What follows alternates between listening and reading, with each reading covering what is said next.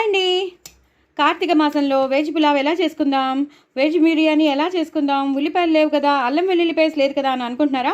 అలా ఏమీ అనుకోక్కర్లేదు. అల్లం వెల్లుల్లి పేస్ట్ లేకపోయినా, అలాగే ఉల్లిపాయలు లేకపోయినా మనం చక్కగా వెజిటబుల్స్ అన్నీ వేసుకుని, నేను ఒక పేస్ట్ వేసాను ఇందులో.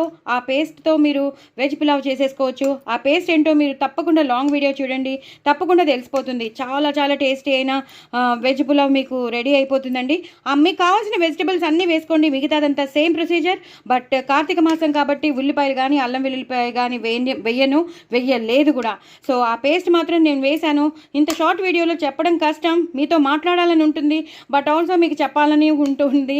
రెండూ ఉంటాయి, కానీ దేనికి న్యాయం చేయాలంటే మీరు తినడం, మీరు సంతోషించడమే నాకు కావాలి కదా, మీ సాటిస్ఫాక్షనే నాకు కావాలి. కాబట్టి చెప్పేస్తాను. అల్లం, పచ్చిమిర్చి, కొత్తిమీర, పుదీనా, పసుపు వేసి గ్రైండ్ చేసేసుకోవాలండి. ఆ పేస్ట్ని ఇందులో వేసుకోవాలండి.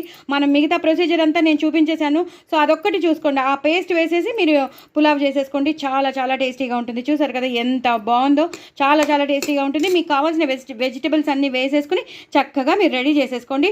అలాగే రైతా కూడా నేను మీకు షేర్ చేస్తున్నాను. ఆ రైతా కూడా చూసి చేసుకోండి. అందులో కూడా ఉల్లిపాయలు వేయకుండా వెజిటబుల్స్ వేసి చేసిన రైతా.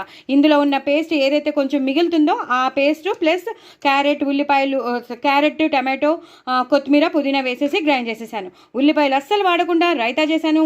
ఉల్లిపాయలు అసలు వాడకుండా, అల్లం వెల్లుల్లి పేస్ట్ లేకుండా పులావ్ కూడా చేశాను. మరి ఇంకెందుకు ఆలస్యం, నా ఛానల్ని మాత్రం సబ్స్క్రైబ్ చేసుకోవడం అసలు మర్చిపోద్దు. ఇంత టేస్టీ అయిన రెసిపీస్ అస్సలు వదిలిపెట్టద్దు. నా ఛానల్ని సబ్స్క్రైబ్ చేసుకోండి, వ్యూస్ పెంచండి, సబ్స్క్రైబర్స్ని కూడా పెంచండి.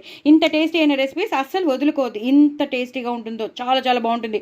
బఠానీలు కూడా వేసానేమో, అదిరిపోతుంది. బాయ్ అండి, చేయండి. తొందరగా చేసుకోండి. నా కామెంట్ బాక్స్లో పెట్టండి. బాయ్ అండి.